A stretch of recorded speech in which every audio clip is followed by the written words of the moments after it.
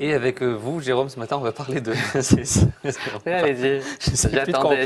On va parler de ces comédiens... Vous avez remarqué que je cherchais sur mes fiches, mais je ne sais plus on parle de quoi en fait. De ces comédiens que vous connaissez très très bien, qui ont fait des belles carrières, que ce soit à la télé ou au cinéma. Mais peut-être que vous ne saviez pas qu'à un certain moment donné de leur carrière, ils ont décidé de pousser la chansonnette. Peut-être que je m'en foutais aussi. Oui, peut-être aussi, mais peut-être que... Ce qui est bien, c'est que ça va y aller. Hein. Elle n'a pas dans sa poche. Pendant 3 minutes 30. Alors, on va commencer avec un acteur de télévision que vous connaissez, si vous regardez la télé dans les années 80, K2000, Alerte à Malibu, c'est bien sûr David Hasselhoff. Alors, est-ce que vous saviez qu'il a eu une carrière de chanteur, j'allais dire brève, mais elle n'est pas si brève que ça. D'abord, je vous propose de regarder le premier tube qu'il a signé, ça s'appelait Looking for Freedom, c'est sorti en 1989. Et après, la petite histoire juste derrière, regardez, c'est vraiment formidable. I've been looking so long. I've been looking for freedom. Still the search goes on. I've been looking for freedom since I left my hometown. I've been looking for freedom. Still it can't be found. C'est-à-dire que là, on est obligé de regarder la braguette. Hein. Je ne sais pas ce qu'il a dessus, mais... Oui, le matin, quand même. Je vous posais la question. Ah, mais c'est bien le matin. Alors, il faut savoir que cette chanson, il chante pas bien. Enfin, voilà, on n'aime pas. Mais bon, moi, je trouve ça un peu ridicule. Mais il faut savoir que cette chanson a été, en 1989, 8 semaines placée numéro 1 dans les charts allemands. Et pourquoi? Parce qu'il a chanté cette chanson le soir de la chute du mur de Berlin. Il l'a chantée en direct. Et c'est ça qui a fait tomber le mur, en fait. Oui, peut-être.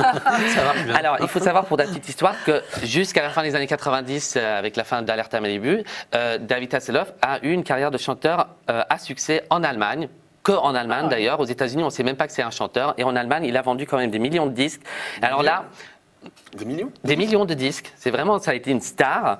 Et il faut savoir, pour la petite histoire, qu'il y a quelques semaines, il y a eu les 25 ans de la chute du mur de Berlin. David Hasselhoff, non, c'est lui qui les a rappelés en disant, ben moi j'ai chanté il y a 25 ans, est-ce que je peux revenir? On lui a dit non, c'est bon. Non, ça va, le mur est tombé, c'est voilà. bon. Je reviendrai dans 25 ans. Vous restez aux États-Unis. On va rester aux États-Unis avec Bruce Willis. Vous le connaissez forcément, grande star du cinéma. Alors, dans les années 80, il a commencé sa carrière dans une série télévisée, Clair de Lune, avec Sybil Shephard, une série à succès. Sublime Sybil Shephard. Sublime, enfin qui est un peu moins sublime maintenant, qui a eu des petits problèmes de boisson entre autres. Enfin bref. Pour entrer dans les petits potins, je sens que vous aimez ça. Alors Bruce Willis, à cette époque, décide de se lancer dans une carrière de chanteur. Le titre s'appelle Respect Yourself.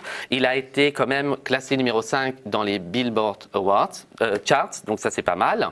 Et ça veut dire respecte-toi. Mais le clip, il se respecte dans le clip ou pas? Ben vous allez voir, ça se passe dans un bar à billard. Il danse, il chante et il a un manche à balai. Regardez. Mais pas dans le cul, ça va.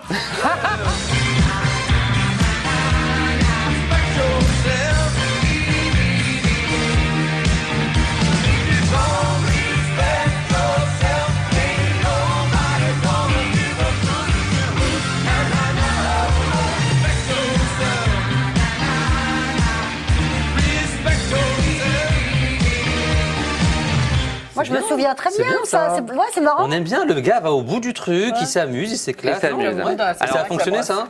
Ça a marché, numéro 5 dans les Billboard Charts. Et puis, juste pour terminer, on a Eddie Murphy aussi qui s'est lancé dans la chanson. Alors là, l'histoire veut qu'il a, en fait, si vous vous rappelez du clip de Michael Jackson, Remember the Time, il était dans ce clip en tant que comédien. Et Michael Jackson, c'est son pote, il lui a dit, ma carrière, elle est un peu au point mort, j'aimerais chanter. Donc Michael Jackson lui dit, je vais t'écrire une chanson, on va la chanter à deux.